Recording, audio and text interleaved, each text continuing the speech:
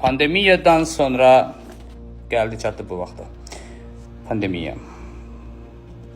Vaksin vuranlar var mı içinde? Vaksin vuranlar varsa içinde, ben demiştim bak, vaksin vuranların veya bu koronavirüs geçiren insanların 5 ilden sonra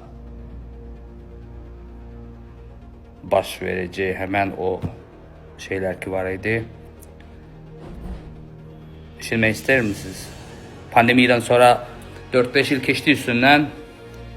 Var mı içinizde korona geçirdenler, vaksin vuranlar ve isterdim ki sizin hal-hazırdaki durum ne cür olduğunu ve ne cür olacağını ve bütün dünyada hal-hazırda bu vaksin vuranlar ve pandemiyada koronayı geçirdenlerin durumu ne cür olduğunu ve 5 ildən sonra belə olacağını demiştim ve özünüzden haberiniz var mı ve bilirsinizmi koronavirüs geçirdenler ve vaksin vuranlar hansı durum ve ne gözləyir?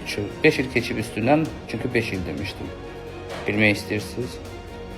Desəz ki, hə, mən deyəcəm. Amma bir şey var ki,